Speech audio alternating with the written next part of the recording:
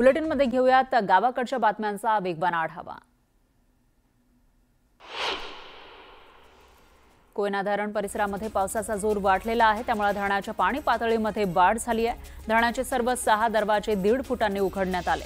धरणातून सध्या 12,100 क्युसेकनं पाण्याचा विसर्ग सुरू आहे, त्यामुळे कोयना आणि कृष्णाकाठच्या नागरिकांना सतर्कतेचा इशारा देण्यात आला आहे।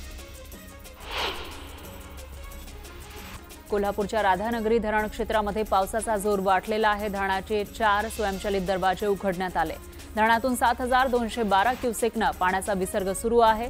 भोगावती नदीकाठच्या नागरिकांना सतर्कतेचा इशारा देण्यात आला आहे। नांदेड जिल्ह्यामध्ये मुसळधार पाऊस झाला। इसापूर धरणातून पाणी सोडण्यात आलंय, त्यामुळे पैनगंगा नदीला पूर आला। हदगाव, हिमायतनगर, किनवट आणि माहूर या 4 तालुक्यांमधील शेतीला पुराचा मोठा फटका बसलेला आहे, त्यामुळे शेतकऱ्यांनी मदतीची मागणी केली आहे। वाशिम जिल्ह्यामध्ये 2 दिवसांपासून पावसानं धुमाकूळ घातलेला आहे, त्यामुळे नदी नाल्यांना पूर आलाय, तर हजारो हेक्टरवरील सोयाबीन, तूर, कपाशी, हळद यासह भाजीपाल्याचं मोठं नुकसान झालंय। पुरामुळे सरपखेड, धोडप, करडा, गोभणी हे मार्ग बंद झाले। जळगाव जिल्ह्यातील जामनेर तालुक्यातील तोंडापूर इथं झालेल्या मुसळधार पावसामुळे तोंडापूर मध्यम प्रकल्प 75% भरलाय। पाण्याच्या पातळीमध्ये वाढ झाली आहे, त्यामुळे शेतकऱ्यांचे विद्युत पंप धरणाच्या गाळात रुतून बसले। धाराशिवच्या जिल्ह्यातल्या माखणी इथल्या निम्न तेरणा प्रकल्पाचे 10 दरवाजे 10 सेंटीमीटरनं उघडण्यात आले। धरणातून 3,806 क्युसेकनं पाण्याचा विसर्ग सुरू आहे, त्यामुळे नदीकाठच्या गावांना सतर्कतेचा इशारा देण्यात आला आहे। रत्नागिरी जिल्ह्यातल्या खेडमधील जगबुडी आणि नारंगी नदीनं जवळपास धोक्याची पातळी गाठलेली आहे, त्यामुळे पूरस्थिती निर्माण झाली आहे। एकविरानगर पाणी इथं साचलं होतं, त्यामुळे दापोली आणि मंडणगड या मार्गावरील वाहतूक पूर्णपणे ठप्प झाली। अमरावती आणि वाशिम जिल्ह्यामध्ये सुरू असलेल्या पावसामुळे पूर्णा नदीची पाणी पातळी वाढली आहे, त्यामुळे अकोला जिल्ह्यातील गांधीग्राम इथलं शिवमंदिर पाण्याखाली गेलं। उद्या श्रावण महिन्याचा शेवटचा सोमवार आहे। अकोला शहरात मोठी पालखी आणि कावड यात्रा असते, त्यामुळे भाविकांनी नदीपात्राजवळ जाताना काळजी घ्यावी असं आवाहन प्रशासनानं केलंय। वसई विरार इथं पावसानं पुन्हा एकदा हजेरी लावलेली आहे, तर पावसामुळे नालासोपाऱ्यातील तुळींज रोड, गालानगर, मजेठिया पार्क, संकेश्वर नगर आणि राजनगर या ठिकाणच्या रस्त्यांवर पाणी साचलं, त्यामुळे वाहन चालकांना मोठी कसरत करावी लागते। नंदुरबार जिल्ह्यातून वाहणारी गोमाई नदी दुथडी भरून वाहू लागलेली आहे। मध्य प्रदेशात झालेल्या पावसामुळे गोमाई नदीच्या पाणी पातळीत वाढ झाली आहे। नंदुरबार जिल्ह्यामध्ये पावसानं दडी मारली आहे, त्यामुळे दुथडी भरून वाहणारी नदी पाहण्यासाठी नागरिकांनी मोठी गर्दी केली। बुलढाणा जिल्ह्यामध्ये मुसळधार पावसानं हजेरी लावली आहे। मेहकर तालुक्यामध्ये ढगफुटीसारखा पाऊस झालाय, त्यामुळे रिसोड मेहकर मार्ग वाहतुकीसाठी बंद करण्यात आलाय। दरम्यान काच नदीला महापूर आलाय। रत्नागिरीच्या खेडमध्ये जगबुडी नदीनं धोक्याची पातळी ओलांडलेली आहे, यामुळे खेडमधील मटन मच्छी मार्केटमध्ये पाणी शिरलंय। 15 ते 20 दुकानात पाणी शिरलं, त्यामुळे मटन मच्छी मार्केटचा संपर्क तुटला। दरम्यान नदीकाठच्या नागरिकांना सतर्कतेचा इशारा देण्यात आलाय।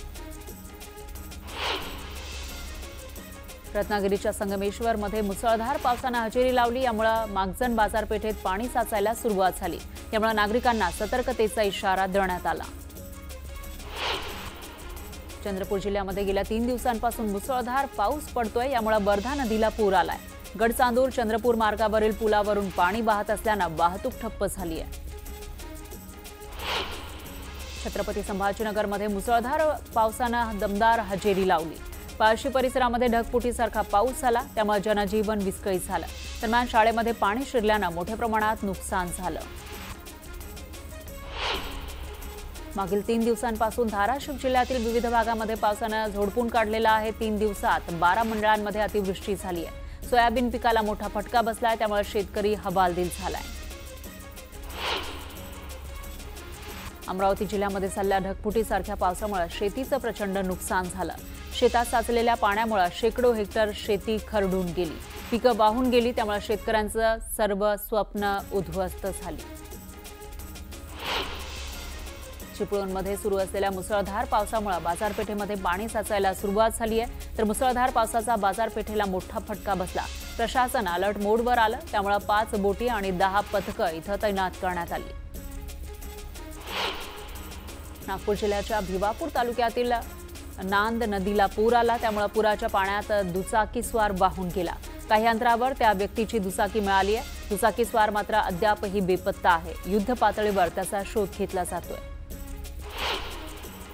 जालन्याच्या बदनापूर तालुक्यामध्ये मुसळधार पावसानं हजेरी लावली, यामुळे नदी नाल्यांना पूर आला. दरम्यान पुराची दृश्य ड्रोन कॅमेऱ्यात कैद झाली. जळगावच्या नेरीमध्ये मुसळधार पावसानं हजेरी लावली. वाघूर नदीला महापूर आला.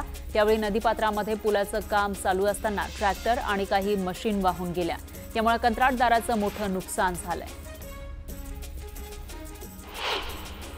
रत्नागिरी जिल्ह्यातही मुसळधार पावसानं हजेरी लावली आहे. मुसळधार पावसामुळे जगबोडी आणि नारंगी नदीला महापूर आला. त्यामुळे खडीपट्ट्यातील 15 ते 20 गावांचा संपर्क तुटला आणि जनजीवन विस्कळीत झालं. जळगावच्या मळनेर तालुक्यातील नगाव परिसरामध्ये झालेल्या अतिवृष्टीमुळे शेती पिकांचं मोठं नुकसान झालंय. त्यामुळे शेतकरी आर्थिक संकटात सापडलाय. दरम्यान शेतकऱ्यांनी नुकसान भरपाईची मागणी केली आहे. हिंगोली जिल्ह्यामध्ये मागील 2 दिवसांमध्ये मुसळधार पाऊस झाला. या पावसामुळे कयाधू नदीसह ओढ्या नाल्यांना पूर आला. या पुरामुळे नदीकाठच्या शेतांमध्ये आणि सखल भागातील शेतात पाणी साचलं. काही ठिकाणी शेतजमीन खरडून गेली. मागील 2 दिवसांपासून नांदेड जिल्ह्यामध्ये सुरू असलेल्या मुसळधार पावसामुळे नदी नाल्यांना पूर आलाय. नांदेड शहरातील आसना नदीला पूर आला. त्यामुळे पुराचं पाणी पुलावरून वाहू लागलं. त्यामुळे नांदेड ते मालेगाव दरम्यानची वाहतूक बंद झाली. तर पासदगाव जवळच्या पुलावरूनही पाणी वाहतंय. त्यामुळे हा मार्ग वाहतुकीसाठी बंद करण्यात आला.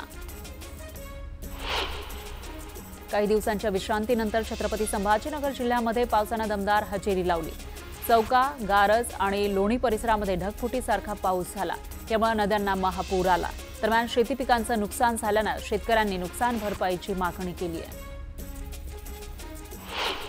धुळे जिल्ह्यामध्ये गेल्या 2 दिवसांपासून पावसानं जोरदार हजेरी लावलेली आहे. यामुळे धरणांमधील पाणीसाठ्यात मोठी वाढ झाली आहे. अनेक प्रकल्पाचे 7 दरवाजे 1 मीटरनं उघडण्यात आले आहेत. इथं असलेल्या अनेर प्रकल्पाचे हे दरवाजे उघडण्यात आले.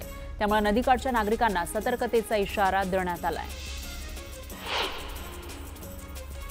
वर्ध्याच्या कारंजा तालुक्यातील खैरी धरण ओव्हरफ्लो झाला आहे. प्रकल्प ओव्हरफ्लो झाल्यानं कारंजा तालुक्यातील पिण्याच्या पाण्याचा प्रश्न निकाली लागलाय. त्यामुळे शेतकऱ्यांच्या सिंचनाचा प्रश्न मिटलेला आहे आणि समाधान व्यक्त केले जाते.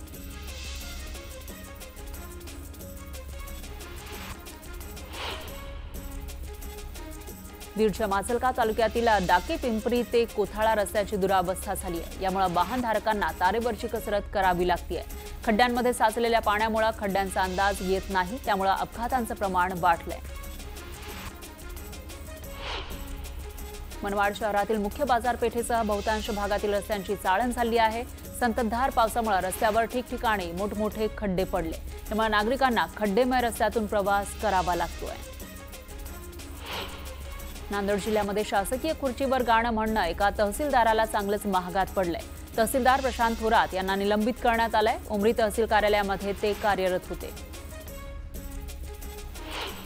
अहिल्यानगर मनमाड महामार्गावर वाहतूक कोंडी निर्माण झाली. प्रवरा नदीवरील एकेरी पुलामुळे ही वाहतूक कोंडी झाली. वाहनांच्या लांब लचक रांगा या ठिकाणी पाहायला मिळाल्या.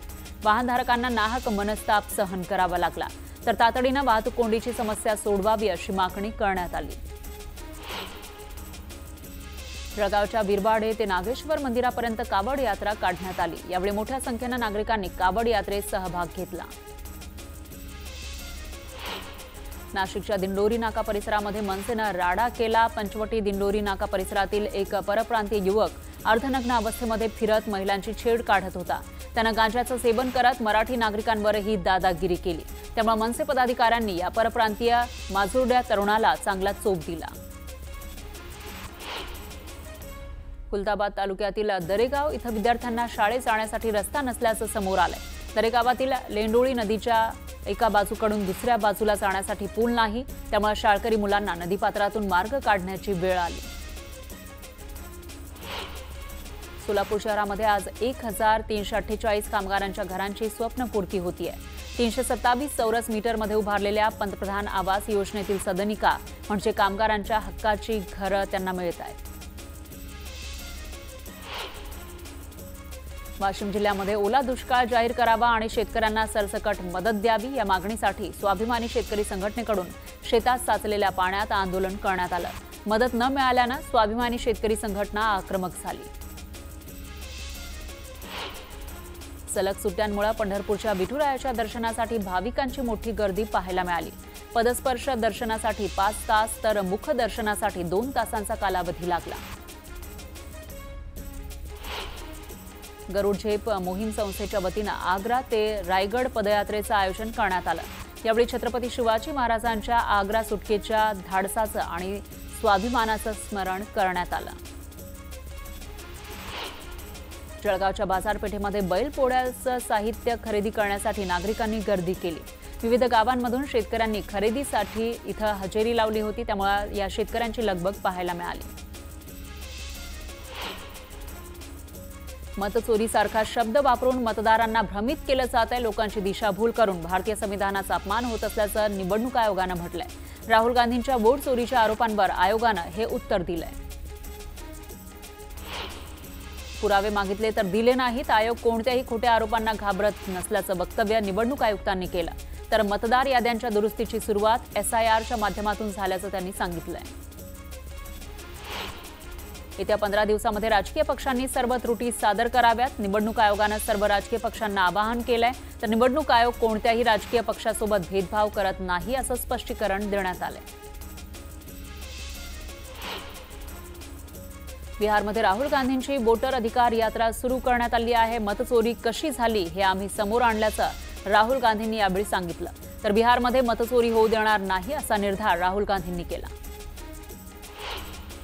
भाजप पक्षाप्रमाणेच निवडणूक आयोग ही खोटं आणि रेटून बोलतंय असा आरोप काँग्रेसचे नेते नाना पटोलेंनी केलाय। निवडणूक आयोगानं राहुल गांधींवर केलेल्या विधानानंतर पटोलेंनी ही प्रतिक्रिया दिली। क्रीडा खातं बरं होतं, त्रास नव्हता, कृषी मंत्री दत्तात्रय भरणे यांनी हे वक्तव्य केलंय। दरम्यान वाद होईल असं लक्षात येताच भरणेंनी सारवासारव केली। त्रास नाही, ही जबाबदारी आहे असं भरणे म्हणाले।